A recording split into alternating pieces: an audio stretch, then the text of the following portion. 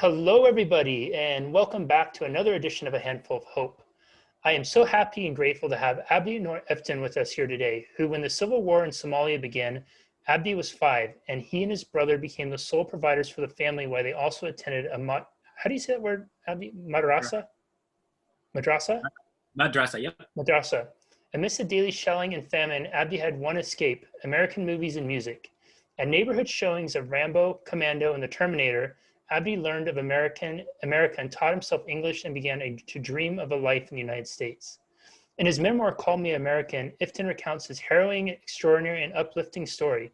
His love of Western culture and music earned him his name Abdi American. This became a liability when Islamic extremism took hold of Somalia.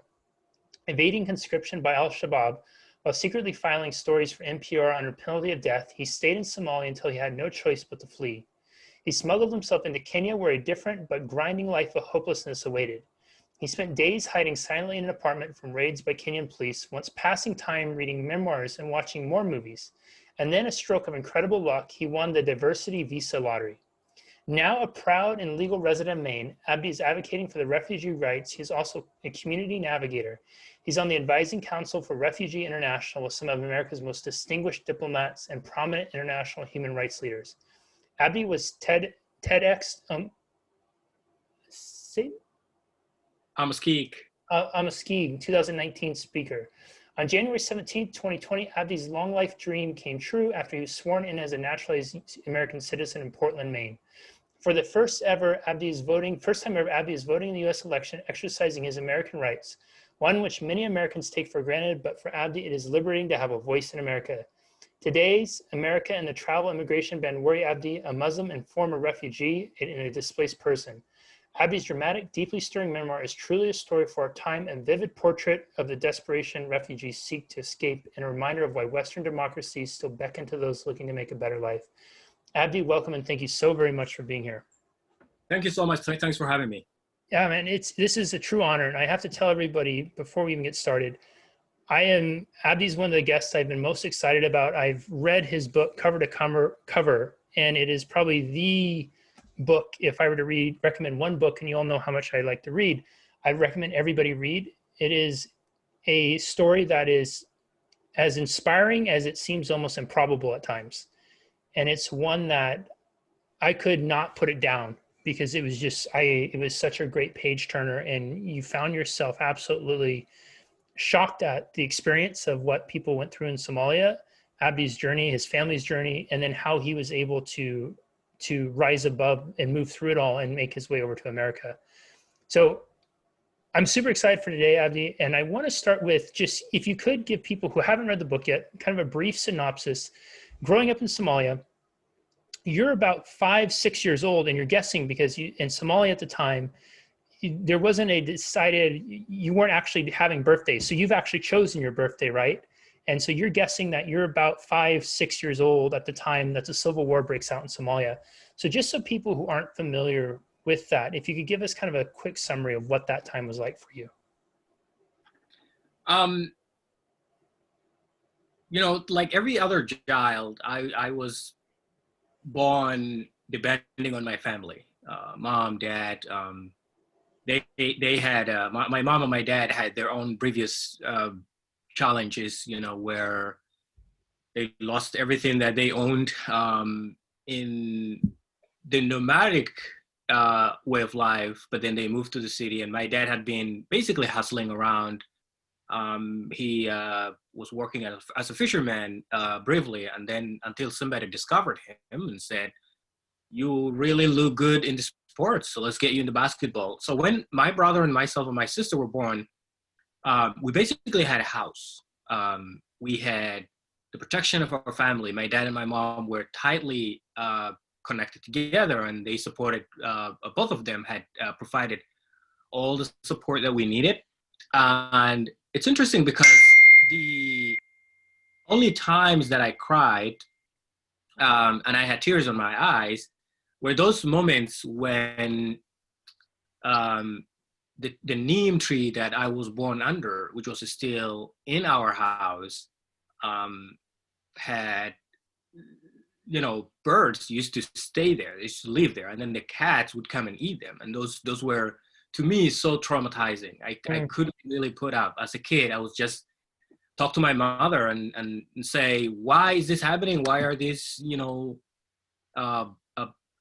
birds are, why, I don't want them to die. I want them. So it's interesting how I shifted from that kiddo who had been traumatized basically by the death of a tiny animal, a bird, to someone who was a man whom I know in the corner of our house. We called him the snack bar man. He worked at the snack bar, and he's the one, when I got a few cents, I would go to, and he would give me my favorite desserts. He was sprayed with bullets, and he was face down in the middle of the dusty street. And my dad goes on his knees, and tiny, skinny man had a gun point on my father's head saying, this is it, I'm gonna spray with bullets. And my mom's crying, and she can't control her tears, and everything smelled like death and hell, right? So it's interesting, the shift that had happened, losing our house, losing a sense of community, neighbors sort of like hating each other, people scattered out, and that was the largest massive exodus that began in Somalia when I was 5 years old. However, my family don't have any connection outside of Somalia, so we can't go anywhere. And my mom had used all the skills that she had as a nomadic woman to save us kiddos while she was still heavily pregnant. She took us out of the city into the wilderness, and where you escape from the gunshots and the militias who are storming into the cities, but we were exposed to wild animals, hungry lions, hungry hyenas, all the other predators that could easily eat me within 1 hour, right? It doesn't take that much. But then how my mom decided to stay awake, but not only that she had to provide for us whatever she could find, sneaking around, finding some food, even if it's not a good food, that she would bring it to us, to make us eat. So that is basically the hero of my story, and the human side of the story is one that you will not be able to find anywhere else. Hollywood, of course, has made movies based on Somalia, but you're not going to find this humanized part of the story, bringing to life the existence of humans and people who are everybody else. A mother is always a mother, protecting her kiddos, and the kids are always kids. We can cry for those pets that we have in our houses when something goes wrong with them, and then we can be stronger when bigger events happen, that we lose our house. So I wrote this memoir to really document the journey. Beginning, I'm 5 years old, I'm just crying because the bird is out there. I'm the one who goes to bed at 6 o'clock every evening, and I'm the one whose father was protective and was strong and all of that, to a kiddo at 7 years old who becomes provider for my own family. So there's no sleep. I have to leave in the morning and say goodbye to my mother, because it was 50-50. You never know if you're gonna make it back. You never know, so whatever's gonna happen to you. But at the same time, my brother and I held hands and walked up around the neighborhood, trying to find water and food for our family. And in the evening, while the sun was setting, we would just show up. And our sister was sitting there with my mother, and my mother's eyes just, I still remember so vividly. And then with all the other events that have happened that I may not remember, it's my mother who has been able to, and this is what I need to say, I'm one of the luckiest refugees alive. And I'm saying this because I still have my mother around. If you look at millions of other refugees, they have lost their family members. Moms have been lost in the process of the war. So for those who survive, they have just survived on their own. I could have done that myself, but I also have my mother to go back and tell me the stories that I have missed as a kid, that she remembers, and the ones that I was not there for. So she and I teamed up, and we became partners for providing all the material and the stories that I needed in the earliest days of Somalia, and the beauties and the nomadic life that my mom was helping me. So this book is it's engaging and it's timely. One reason because immigration is part of American story. You know, you can find it anywhere. The presidential candidates talked about it. Trump was elected mostly because he used immigration to provoke his base. You know, remember the walls being built. Remember the travel ban, where Somalia is one of them, right? And think about this: in America as a nation of immigrants. So if you read Abdi's story, which is basically my story, and you know, in my memoir, where I fall in love with this country, 10,000 miles away from where I was. I had no idea what the day-to-day American life looked like. I had seen Hollywood movies without ever going to school, no primary, no middle school, no pre-K, nothing. I picked up English and I did my best to gather and bring together all the sentences that I needed to communicate, you know, eventually with the world without using Somalis. So this is really been quite a journey. When my belly was empty, I would sit in the movie and watch, you know, action films. When I know that when the movie ends, unlike here, where we have the privilege and luxury of coming out of the movie and driving up home, and you have a, you know, a bed and a roof over your head, and you have a fridge. I did not have all of those. I remember walking out of the movie, watching an action film, and then thinking, I have nowhere to go. You know, it's not safe. I don't even know. We don't have a house. You know, we just lived on the side of the street. So I am that one who has,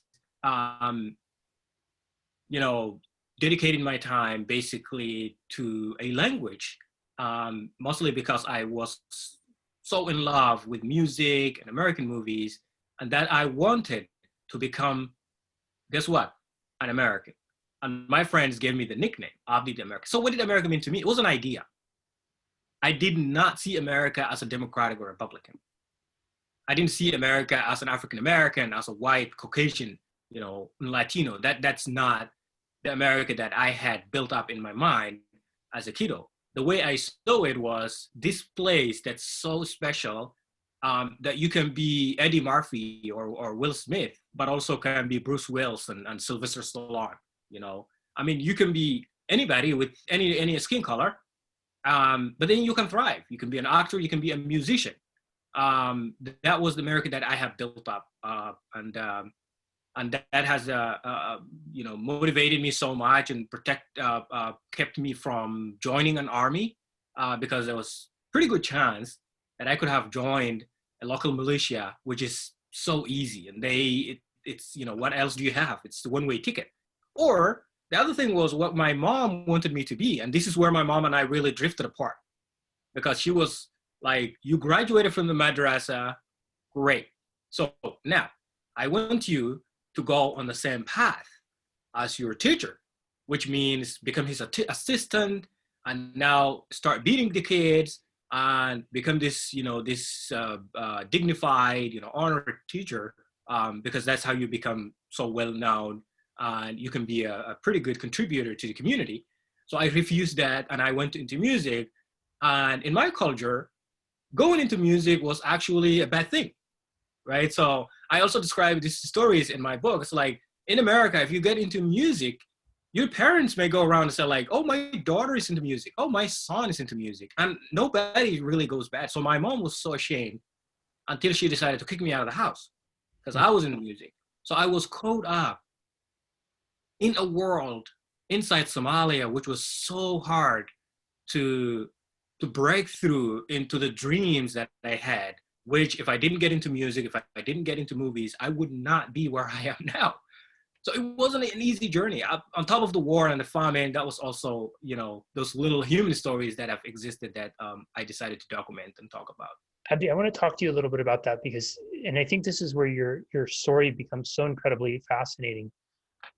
You're a young child and there's a huge famine. And so that leads to your family having to leave their nomadic homeland to go into Mogadishu, right? You get into Mogadishu and then the civil war breaks out. And then you and your family have to flee Mogadishu. And you're encountering all these rebels and you talk about how they're pulling people out of the cars and just shooting them on the road. And then when you make it back into Mogadishu, you and your brother, when you're going to sneak out to find food and to try to get water, you're literally having to duck and dodge bullets because the Somalian rebels were just handed all these guns that were largely supplied by foreign countries. And they are learning how to use guns by just target practicing on anybody who is from a different tribe or a different clan, right? Because there 5 main tribes or clans, and your tribal heritage was a non-violent one traditionally. And so they're just target practicing on anybody who basically is not like them. And somewhere in there, going through all this stuff, trying to survive, trying to get food, starving at times, you come across American movies. And you're watching Rambo movies, you're watching Commando with Schwarzenegger, you're watching all those types of movies, and you start teaching yourself English. And so this is my question. I find it incredibly fascinating. And let's keep in mind, he's not going to a movie theater with the popcorn. There was a lady in town, right? Or somebody in town who had this tiny little place. Yeah. And she had a VCR with some old VHS tapes. And you would stay there for hours, rewatching, and listening to try to learn English. What was it, Abdi, that you recognized that this would be a skill I could learn? Because a lot of people would just look at that as entertainment. But it sounds like you almost looked at it as an escape or a way out. And you recognized at a young age that this could be an essential skill that in your story largely saves your life and leads you to being able to get out of Somalia eventually, because you end up meeting the reporter, and then that goes on to filing the stories with NPR and BBC and all this type of stuff, right?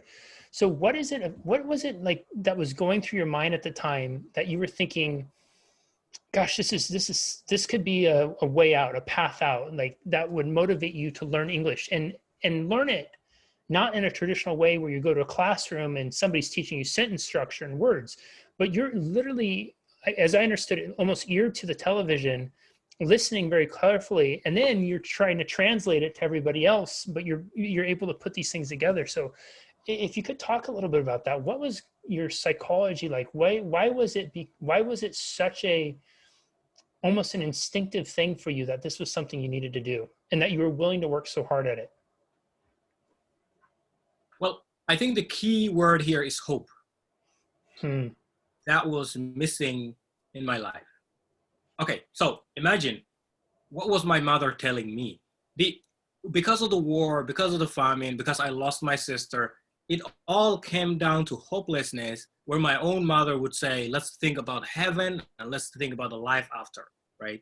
So the life here, the one that we have, literally did not exist. We were invisible. The US Marines came in and pulled out, and that was pretty much it. That hope that I wanted, I found it in that little tiny television screen. How did I do that, right? So yes, this woman has opened this place up basically for entertainment, and she had never imagined that a kiddo, Abdi, would just sit there and learn something and use it at his school. And she allowed me to clean the spider webs and the place, because I didn't have money to pay for the movie theater. And she said, well, if you clean the place, you get the whole place. Just sit there and do whatever you want. So, I mean, imagine what kind of stories can you find even in action movies. So the thing is, the lady who ran the movie theater didn't have many choices. So she couldn't find comedy movies for us. She couldn't find serious TV series for us. She couldn't find anything else. So she had this particular 7 pile, basically, of cassettes that were all action films. So within these action films, like, think about what do you see in the Commandos and the Terminator?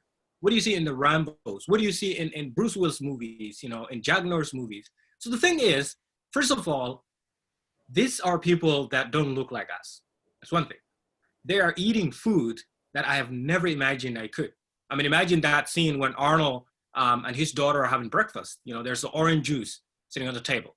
And when they're chasing around each other on these busy, beautiful streets where the police are coming up, with their sirens going on, I was like, I know it's chaos, I know it's craziness, but if you are a child in the US watching that, you're familiar with every little bit of the story. You know what a cop is, you know what a mall is, you know what an orange juice is, you know, basically, you know what kind of clothes someone is dressing up, you know why, the woman just dancing in the room, have headphones on. I mean, this is the way that you live in. So you're not really so provoked. You're not interested.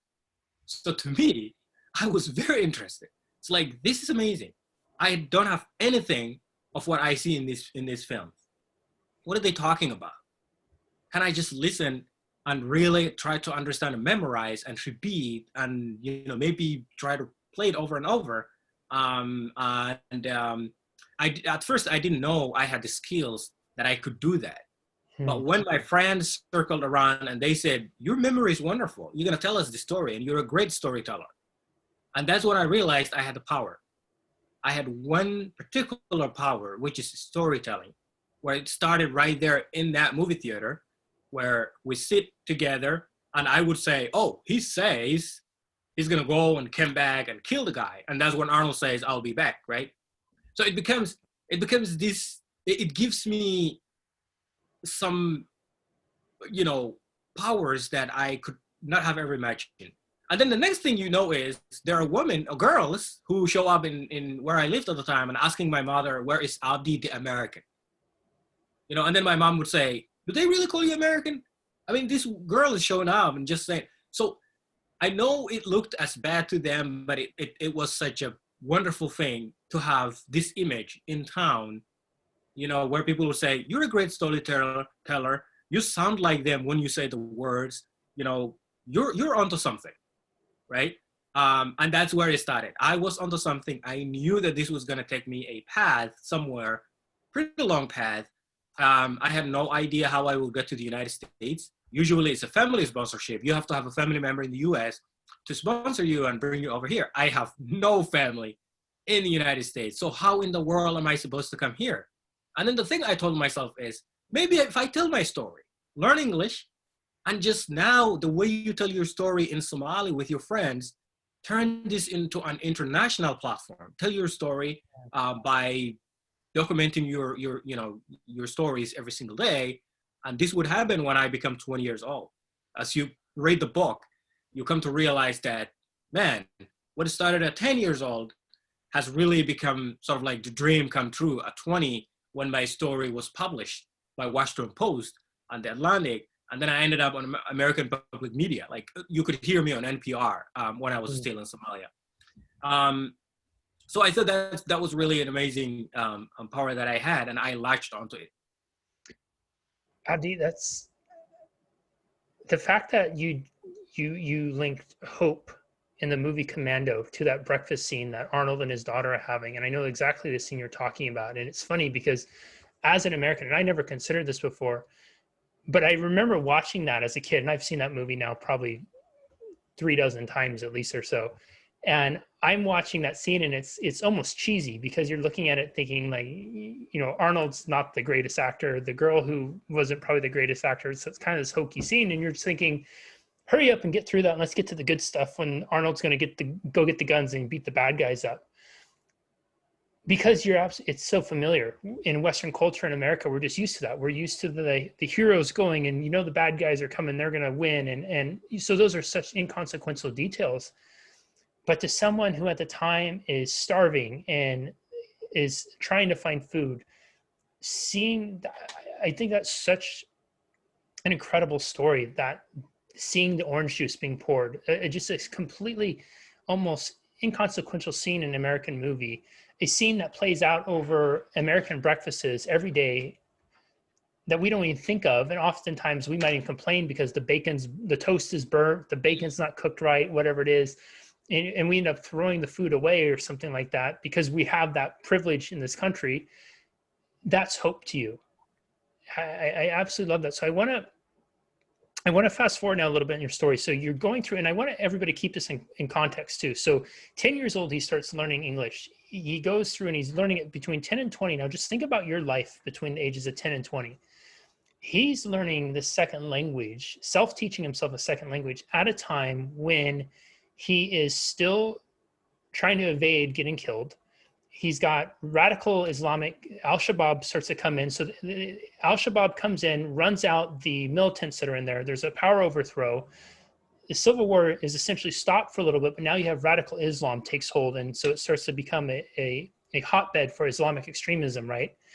And now where you were once a fear of being recruited by the militias, now there's this other fear that replaces it of being basically radicalized by al-Shabaab. And in that radicalization process, they're training you to become suicide bombers, fighters, whatever it is. And part of the whole indoctrination process is being told over and over again about how it's okay to die because when you die, you're going to have the promised land, and basically painting this picture to young, impressionable kids who have been without hope for so long that your greatest hope, your escape is going to be dying in the name of this cause, and then you'll be rewarded with eternity and paradise and all those types of things, right? So this is all happening with it, and you're going to the madrassa, right? And I'm sorry if I'm mispronouncing that, because your mom still wants you to do that. You're suffering the beatings because you don't want to memorize everything. You don't want to do it all, but you're going, and so you're getting, what would they do? They'd hang you up by your wrist if you were tardy or you didn't do your lessons. You saw something, and this is what I think is so incredible about your character. And now it makes even more sense that you shared that story about the bird. You're in this world where there is so much violence. And the thing that pushes you away from following that path that your mom wants you to go on so much is that you don't want to be that person that administers beatings to little kids. And I think that's so incredible that in a world that violence was so familiar, and on the scale of violence that you're experiencing on every day, a teacher whipping a kid seems pretty minor compared to the people on the streets just killing each other for whatever reason. Yet the thing that moves you away from that is because you don't want to become that person that hurts kids. Talk to us about that, Abdi. Like, how do you feel that your character evolves that way throughout this? Because there's other people in the book that maybe aren't main characters, but mention like kids you would see that were in whatever group, and all of a sudden they're carrying guns now, or kids that your brother would routinely, he might get in a fight with and he would be able to beat up, and now you guys are having to avoid them because they're the ones with the guns. So with all this violence around you, how is it that you remain that integral character to yourself, that you do not want to participate in the violence as you grow older? Well, as I respond to that question, I also need to answer the arrival of al-Shabaab, which is a radical Islamic group, is sort of like under the surface connected to religion. So the good thing about my family was my dad was not religious. This man was a nomadic man who had really spent most of his adult life, taking care of his animals. And then he met my mom, another nomadic woman. So I did not grow up in a household where anybody ever called my dad a sheikh or an imam, a religious leader. So I lack that, identity. That was really a huge part of my refusal to be dragged into something that I don't belong to, right? For instance, you mentioned there's a friend of mine who actually graduated right after I graduated from the madrassa, and he quickly joins al-Shabaab when al-Shabaab shows up. And it's something that he got encouragement from his family, uncle, dad, everybody else, to say like, this is it. This is the authority that we were looking for, and now we have it, and I want you to go right into it. And he gets into it, he gets a wife, and he shows up in where I live and destroys my boombox because he knows me, right? It's just this kid that we play soccer together, that we hang out together, and that we were just a team, basically. Now everything shifted, and he knows I'm the idiot. That's how they called us at the time, right? If you were dancing and you were sort of swagging around, it became really difficult. But how, I think sometimes rejection is an answer. You don't have to be forced into anything. First of all, I did not want to become another angel of punishment. This is a nickname that I give to my madrasa teacher. We nicknamed him Angel of Punishment, and that's something he's very proud of because the kids had to be beaten up so bad. if they make mistakes. Sometimes you don't even have necessarily to make mistakes. I was making the biggest mistakes in the world, going to a movie theater when I was going to a madrassa, which is not permissible. They didn't, it shouldn't be that way. And my mom had basically given him a permission to hang me overnight. And if I passed, if I didn't breathe anymore, if that was the end of it, if I died, she would be okay with it, right? So that is how difficult it can be. It's a matter of here or here. So I was right at that intersection at some point where I needed to be the madrasa as teacher assistant or somehow become this religious leader at some point in the future, or you're gonna pass on and you need to die. And I defied those basically by living on the streets after I graduated, where I told my mom, well, you know what, I'm not gonna be here. And I lived on the streets.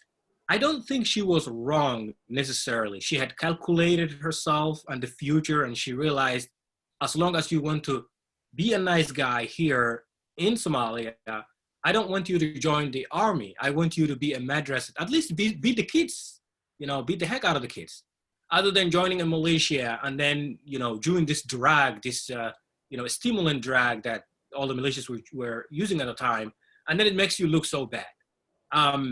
That's where my mom was trying to be. And I didn't want either. I didn't want to be a madrasa teacher. I did not want to join a militia. So I had an option which my mom wasn't okay with, and my madrasa teacher was not okay with. Just like, let me go to school. Basically, let me go to the movies.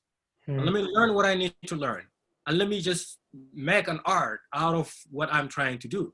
I'm sure that I will come up with something in the future, even if it is getting into music and reviving the Somali music, or if it is, doing something else.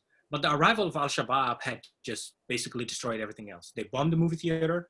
They criminalized music. I couldn't go with my girlfriend to anywhere. I almost got killed for that, right? So there were, as you look at the story, there were so many moments that I could have given up. Or, in other words, there were so many moments that my life could end in so many ways. I tried everything to at least, either reject in one way or another. It was so hard to reject al-Shabaab because if you reject them, they shoot you in the face.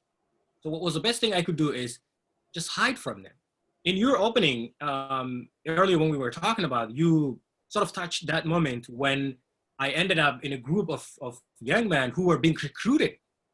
And the guy who sort of like was giving us the speech was pointing into his forehead and into his chest to show us how to kill an American. Think about this, right? Now I was right there for that moment with hundreds of other kids. And we all cheered. I had to cheer. Unfortunately, you can't be quiet. They have their eyes on you and they can murder you. So that is the moment. Here is my dream, right here. And somebody stands right in front of my eyes trying to shoot my dream in between his eyes, right? So it's as complicated as that. And I didn't have, any more tears to cry, but I thought I need to not be part of these people. So in the dark, I just sneak out and walk through the bushes and come back to the city. And this is when I use a shovel and live in the dirt. In the middle chapters of my book, I sort of like describe living in the city, but not living in a house, where because of the constant bombshells and the flying bullets, you just have to be somewhere not above the earth. Like you have to hide somewhere. And that's what I dug like a 6-foot hole, basically, right? That you would sleep in and live in. Yeah, that's basically a grave. When somebody gets buried in Somalia, that's how deep. So sometimes I feel maybe I'm just digging up my own grave. So something happens here. Nobody knows about you. You can get buried here, and then that's it. The same way that my grandfathers disappeared because we have no idea what happened to them. It could be like that. I walked away from my mom, and I was never sure if I would ever reunite with them. So, it was so terrifying, and I still live with those post-traumatic stress disorder. I was diagnosed with it. It's not something that I can escape away from. But I think the base of the idea of this story is there's always a way out. if you really see the target, if you know what you want to be, just fight for it. And that's partly why when I speak around schools in the US, just share my story with them and say, if I could survive this, what do you think about you? You know, what difficulties do you really have? Are you going through some tough time because you feel like, you know, you feel like you're not really who you wanted to be, you don't have what you wanted to be? Just think about these stories. And do you want to give up? And I had come across so many kids that I talked to who said, well, after reading your book, I have no way of giving up. So I'm going to do what I need. So this is so exciting because in the years to come, I just really have, I'm looking up to some people, and we'll see where, you know, where they happen to be in the future. And I'm glad that it's a story that, you know, gives energy, motivates people. I 100% second that. And one of the reasons I would recommend all of you reading this book is because you will find, at least I did for myself, is every time you turn a page in this book, you find yourself questioning and literally saying that, gosh, if he can get through that, I can get through what I'm dealing with. And I would pick it up at times where I felt, you know, those moments of stress or overwhelm or whatever it was. And I would literally read one paragraph and I would be so blown away about what Abdi was going through that I didn't think it could get any worse or any more extreme or any more challenging. And then I would read another paragraph. And it was just in that paragraph, he was going through something more harrowing than before. And and I think it's such incredible. And so for folks who are looking for inspiration and perspective, some hope, you know, this name of the series is A Handful of Hope. And I think Abdi's story is the essence of hope. It really is. And it's something that I encourage you all to bring his message into your organizations, bring it into your companies, bring it into your homes.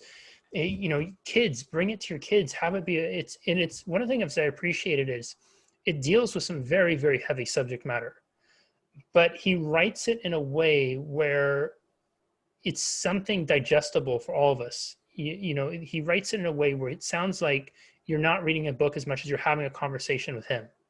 And it feels like the whole time that he's sitting there with you, telling it to you, and you're talking through with your friend, and he's just kind of sitting around the campfire and telling it. And I think it's a powerful campfire table discussion that we should be having, is really looking at perspective and the human experience and how powerful hope is. And I want to fast forward to you coming to the US, because I want to talk about a couple questions with that and how hope still plays a role in your life, and also what motivates you to today. Because I really believe that human beings were compelled by finding some sort of emotion, some sort of thing that we can latch on to, and hope or an piece of inspiration that will then drive our behavior. When it's finally time for you to start to flee, and we won't even have time to cover that whole process, and it's the same thing. You think that he's already had a hard enough time, and then you read a story of how he tries to escape and get out of first Somalia and then Kenya, and it is not an easy process, and he's literally shut down. But there's a moment when you're leaving that you risk everything one final time to go see your mom. And then you think you're saying goodbye. You're terrified that al-Shabaab is going to see you. They're going to identify you. That's going to be it. You're at the airport, and then your mom risked everything to come and see you one last time and see you off at the airport. You get out of the country, and when you finally, this whole long process goes and you finally make it over to the US, one of the things that you find yourself doing, and you're so eager to be in working, is because you want to be able to start to be able to send money back to your mom right away, right? And I'm wondering what drives you today, now that you've been in American culture for, did I lose you? Did you hear everything I said? I saw it froze up just a second there. I think I heard everything that you said. Okay, so when you get over to America, and one of the things that's motivating you to go out and work and do whatever job you can find is because you want to be able to send money home to mom, which is so different than one of the reasons why a lot of us go to work, because a lot of us go to work in America thinking, well, if I go to work, then I'm going to be able to get this stuff. I'm going to be able to get the shoes, the car, those things that you see in American movies that become to be representative of quintessential American culture. I'm wondering if today, now you've been in the US for about 4 years now, right? 4 or 5 years. Does sending money home to your family and providing for them, is that still one of the main things that drives you in everything you do today? It is. I don't think I will ever be able to pay back to my mom. But so from day one when I came to the US, August 2014, up until now, so 6 years, I have been sending $400 back to my mother. So that's a lot of money, you know. If you put it all together, it becomes thousands. And that's one thing I feel very much responsible. But I also want to progress, you know, myself in the US. And for the audience, I just want to be clear about one thing. Most of us immigrants who have family members and our family members are depending on us financially, not emotional or anything else, but financially, that we have to send them money. It becomes such a difficult moment where, like an American kiddo who graduates from college and goes on a road trip from coast to coast and be gone for a month, you know, or maybe sometimes if you feel like you're stuck, you can connect to your family and say, oh, I need $300 in this. It's just the opposite here, where we, the kids, are responsible of our families. They have to eat, they have to pay rent, they have to buy water. And so going to college, which is, you know, one great goal that I had from the moment that I landed in the US, to go to college and graduate. So what has taken me so long is the fact that I can't really register for full-time, you know, college, where I can't go to full-time because I have to work. I don't only have to work for myself to pay rent. I could live, you know, in a trailer. You know, I could live in the back of my car. That I can do that. That's not a problem to me. But the truth is, you know, nothing goes to my savings. And I said this in chapter 16, where when I joined my Somali friends in Portland, Maine, where everybody was saying this idea of saving money is absolutely crazy. You know, these Americans do that. Why would we do that when we know that someone in our family is starving? You know, needs to do that. And they have a valid point, which, you know, basically is it's really hard to put some money aside to think about the future and purchasing a house, you know, getting married, or just doing something as much as so many Americans really do. Unless, you know, you have a higher degree and you're working, you know, 30, 40, maybe $50 an hour, you know, which if you think about it, the first job that I got, $10 an hour, you know, and supporting your family and putting some money aside and paying rent, it's not going to happen. You know, it can't come together. So there's that struggle. What's the hope? I think the hope is it works. You know, I mean, I know my family, there's no point where my family would say, we got enough, thank you. So now keep saving money. That's not going to happen. As long as they're alive and as long as I'm alive, this is not happening. So what is one way that this could slow down or stop? I have to sponsor my family to bring them over to the US. So that would allow me to not be able to invest in them anymore. Because if they come here, my sister can work, you know, her kids can work, my mom can work, she's still, you know, capable, whatever she can do, cleaning hotels, or doing some farming and gardening, whatever, you know, there's a lot of things that you can do in this country. Well, because of the immigration system that we have today, that's not possible. So it seems like it's dragging on and it's so disappointing and things like that. So that is the complicated part of being in the US physically. And, you know, I'm trying to enjoy the moment as much as I can, because this is a dream that, you know, I didn't randomly come here. I fought for it. I fought for this, you know, rights, and being in this country is not something that I take so easily. So that's why I need to be heavily involved in everything. If it's a Black Lives Matter rally, you know, if we're talking about immigration stories, if we're talking about publishing a book to get the story out, if we're talking about sponsoring my family or supporting them in one way or another, and also standing up for the beautiful America that I had dreamed about growing up. I still have that image in my mind where we can live side to side happily and peacefully, and we can have, you know, bacon and toast and chicken and orange juice all together. Now I have a fridge full of food. It's interesting. I can wake up, you know, I can just fix whatever I want. You know, my coffee, my, you know, fried eggs, you know, and lunch, I have so many options, and dinner, I can sort of fix anything. My family still don't have this. They have never seen a fridge in their whole life. They do not have a television there. They don't have a microwave. And I keep trying to tell my mom the life that I have right now.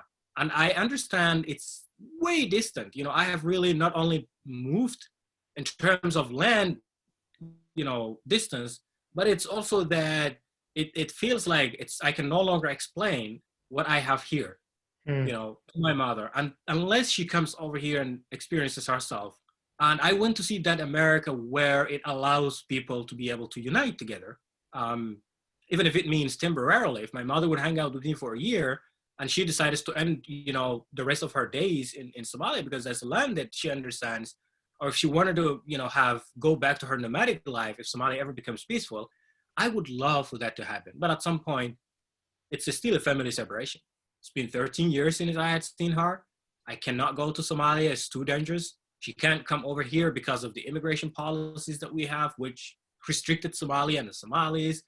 And these aren't stories that so many people are really talking about. But if you talk to people like myself, immigrants who have one foot here and the other foot back home, it just becomes a headache, right? So how do we sleep? How do we get over these nightmares? You know, how do I survive these panic attacks every night where I just open my eyes and I just had a dream where my mom was, you know, being shot, or there was a bomb, you know, in her house, which is something that happens almost every day. But it scares me to my core when I receive a phone call while I'm driving on the highway and it says, "Mom." I just have to slow down, pull to the, you know, shoulder, turn off the engine, pick up the phone. Because you know, it's usually a heart attack where it could be mom telling me that my sister is not home, something happened. You know, it's always, it's not a happy story, basically. I mean, imagine if your mom calls you while you're actually going on a road trip in North Carolina, the first thing that comes to your mind is not, oh, my mom is at risk. You know, that's not. I have so many Americans, I hang out with them. And when their mom calls, they say, oh, my mom's calling. And you pick up and they're talking about dinner. You know, what would you like tonight? You know, we have this and we have that. Or it could be that your mom is trying to plan Thanksgiving with you. So it's such a privilege, such a wonderful, you know, thing that we have in the US, but you can't understand it unless you have to hear our stories. Because I'm talking to my mother who tells me there was a bomb and we don't know what happened, but I'm still breathing, but there's, you know, dust everywhere. Our window is gone, and those are the kind of stories. And I am here. So how do you handle that? It's not easy. So I do live here physically, but mentally, I'm really not escaping my past. You know, it's sort of dragging me on. And sometimes I just try to enjoy my life. There are moments where I tell my story at certain place, let's say Philadelphia, and the group that invited me texts me to this fancy restaurant, and here we're sitting, and I'm really enjoying this beautiful life, and we're talking about life. I'm sitting in a restaurant. It's more like a movie. And then 1 minute or 1 second, my mom comes to my, you know, in my head, or she calls the phone, and now I just have to give up everything else I'm doing. So it's kind of nightmare. But we also have to deal with what can you do to contribute to the change in America? How the Black people are seen, how much of a risk can you be? Is it safe for me to run around here? Why am I identified as a Black man? Why not? Why can't I be an American? Well, on top of everything else, why can't I be a human, right? I mean, we don't identify animals by color, by skin color. We don't say the red cow or the white cow or the black cow. You know, we don't do that. It's just a skin color, but we're all just, you know, we all bleed red. You know, Yep. That is who we are. But I think America's identity, or somehow imposing the skin identity that I have to live with, is not really something I've expected. And it's kind of scary. More, you can't escape it because the society is built on this way where, you know, maybe if I'm jogging around today, you know, and the police are looking for some Black guy, there's a good chance that they just look at me and say, like, it might be him. You know, there's all those kind of things. Whereas I'm living in Maine, which is definitely either number one or number two whitest in the country. So it's a struggle. Abdi, there's so much more I want to ask you, and I feel like we're just getting started, but I want to be respectful of your time. Before I ask my final question, where can people find you online? Is the best place to go your website? And if it is, what's the website that people should look at and reach out to you at? Thank you. My website is callmeamerican.com, all one word. You can look me up on social media. I think I have everything except Snapchat. So you can find me on anything else: Instagram, Twitter, Facebook, or my website, callmeamerican.com. Or if you Google my name, it will pop up somewhere. Abdi, this has been such an incredible conversation, and I'm hoping, and you've shared so much. What you and I were talking beforehand, and I was sharing with you that one of the things I found quite astounding from my personal experience in reading your story was how unaware I was of the plight in Somalia and just the immigrant plight in general. My experience with Somalia, which I'm almost ashamed to say, and I feel that I'm fairly informed and a fairly perceptive individual, but I didn't realize it was so much of it was the movie Black Hawk Down or the other movies like a Captain Phillips or something like that, where it was just this very basic snippet of it. And nowhere was I anywhere aware of, or at least willing to acknowledge maybe just what was going on over there. And it really gave me pause to consider the immigrant plight and folks who are born into circumstances out of their control and who are wanting to make it over here and who are wanting to give themselves a chance at a better life. And so my question to you is this: what is it that we, and I was going to say we, but now you too, as you're an American, what is it that all of us who are Americans, and especially those of us who have not had the experience you had growing up, what is it that we need to know about the immigrant plight, the immigrant journey that we're not aware of, or at least it's not being discussed? And I know you've already shared a lot, but I'm wondering if there's maybe one more key thing that, for example, if I came away from this conversation with you and I go and meet up with some friends and we start to talk about immigration and what's going on and whatnot, what is the thing that I should know that I may not know now that will help me evolve my perspective on it, and then in turn be able to evolve and enlighten the perspectives of people that I may know? The current immigration that is happening across the world, either by conflict or by climate change, they are all humanists. So that's one thing. Unfortunately, it seems like there is a misunderstanding or somehow perception out there that we are less of a human. Right? We are not. We're complete human beings. To say this, I think a lot of us love music. A lot of us love movies. A lot of us love their culture. We're a mix of everybody else. Immigration or immigrants or refugees are anything that you can find in the United States. Plus that these people have experiences and resilience and have really had endured so much. So I would love anybody out there who wants to know more about immigrants and refugees, first of all, to understand that their stories are human stories, that you can find a mother who protects her kids. Some of them just die that way by doing that.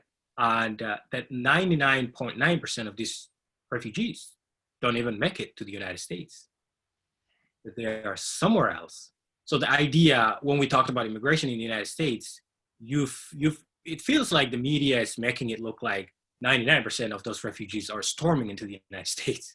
That is the thing that you get, but actually it's the opposite. It's a tiny bit, probably 9%, that the US and Europe actually resettle and bring into their countries. It's nowhere near at all, even, a fair amount of number at all. So, and these immigrants love their countries. It's not that they hate their country and they're fleeing their country. It's just that there's a war, it's just that there's conflict, and they want a better place to raise their kids.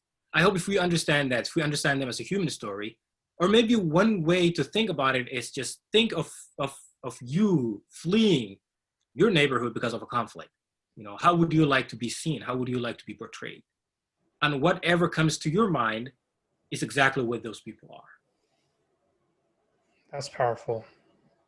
Everyone, my goodness, is this one you're going to want to rewatch and re-listen to. I do not say it lightly, and I say it wholeheartedly when I say Abdi's book, Call Me American, is by far and away the most powerful and my favorite book I've read this year. It is one that I would highly, highly recommend all of you read and reread multiple times. It is one that I would recommend you share with your friends, your family, bring it into work. It is such an incredible story of resilience, hope. And I think what Abdi just said at the end, it's really a human story. It's the human spirit. I think that what you come to find throughout his journey, while he's going through all these hardships, why he's going through all these atrocities, why he's going through some of the worst things you can possibly imagine. And I'll promise you this, what you can imagine he might have gone through doesn't even compare to what he actually went through, he and his family went through. What you really find yourself going is I think he embodies the best of humanity. He embodies this resilience and this desire for hope and this commitment to family that I know for myself, I don't want to speak for any of you, but I know for myself, I strive to tap into.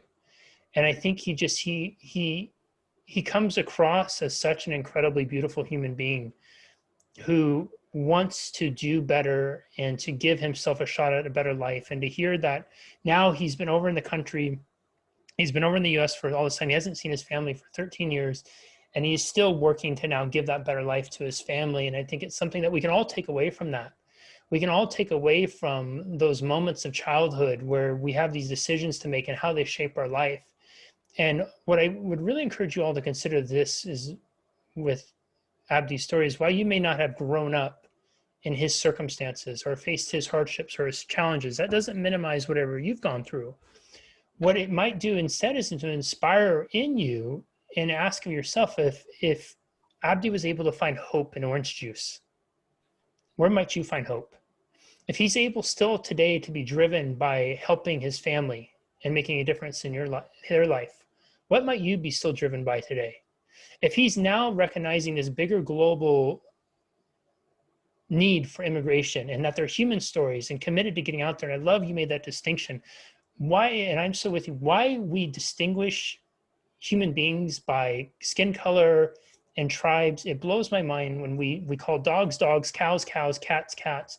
But whether with humans, we love to put those labels on there and try to make us as removed from one another as possible. And so whether it's him now recognizing this bigger immigration thing and saying to all of us that, remember the fear that you might have if you were all of a sudden had to be removed from your village, your home, your town, from the worst possible things, what fear you might have, what hope you might be clinging on to, that's the same hope they are.